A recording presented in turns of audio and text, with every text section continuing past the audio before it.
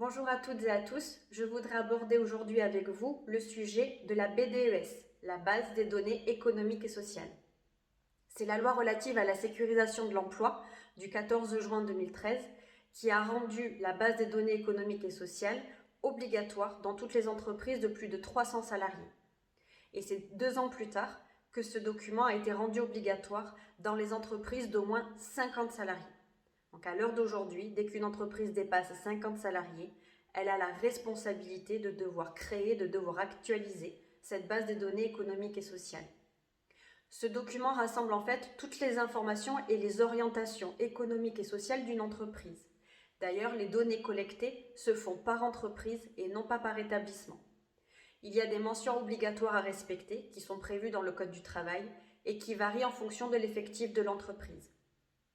Dans les entreprises de moins de 300 salariés, la base des données économiques et sociales est fixée soit par accord d'entreprise majoritaire, soit par accord de branche, ou alors après négociation et accord conclu avec les élus du CSE s'il n'y a pas de délégué syndical. La BDES, elle sert de support à la consultation annuelle du CSE sur différents points, notamment quand on va traiter de la politique sociale de l'entreprise, par exemple, ou de l'évolution économique et financière. C'est un outil important qu'il faut faire vivre et qu'il faut actualiser pour que les élus du CSE puissent préparer en amont leur travail concernant ces thématiques-là et pouvoir se référer à des informations à l'instant T. Dans cette BDES, il doit y avoir à minima les thématiques abordées qui sont traitées et qui sont définies dans le Code du travail aux articles L2312-17 et suivants.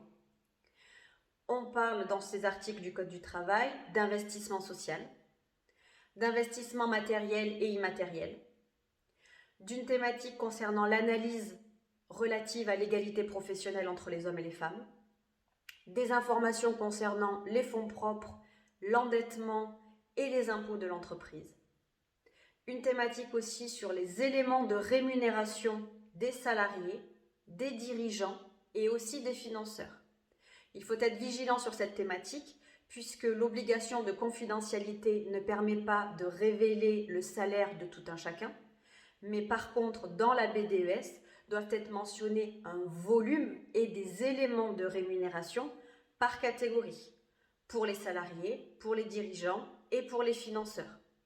Dans cette thématique pourrait être négociée une ventilation des éléments de rémunération, mais ça ne pourrait jamais aboutir à connaître le salaire de chaque salarié ou de chaque dirigeant individuellement et personnellement.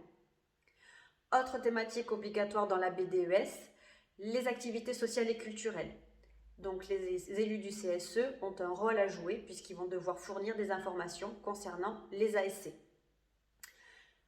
On va traiter aussi dans la BDES des informations concernant les flux financiers, les partenariats et les transferts commerciaux et financiers. Ça, ce sont les thématiques qui doivent être obligatoirement traitées dans la BDES pour toutes les entreprises de moins de 300 salariés.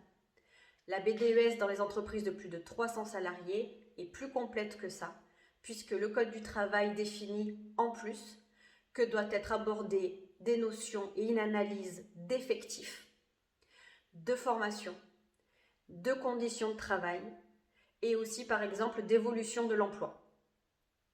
En dehors de ces mentions obligatoires prévues par le Code du travail, le contenu et l'évolution de la base des données économiques et sociales est librement négocié par accord avec les élus du CSE.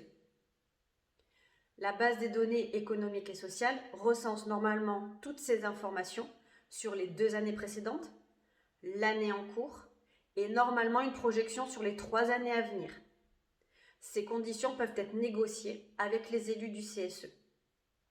Lorsque la base des données économiques et sociales est créée et qu'elle est actualisée par la suite, cela fait l'objet d'une information et elle sert de consultation pour toutes les autres thématiques qui sont obligatoirement traitées avec les élus du CSE. La forme de la BDES est libre. Elle peut se faire sur format papier ou sous format numérique, mais par contre, elle doit être toujours accessible à tous les élus du CSE, ainsi qu'au DS. Pour toute information complémentaire et accompagnement sur la BDES, vous pouvez suivre ou contacter les informations et les conseillers d'ICMP.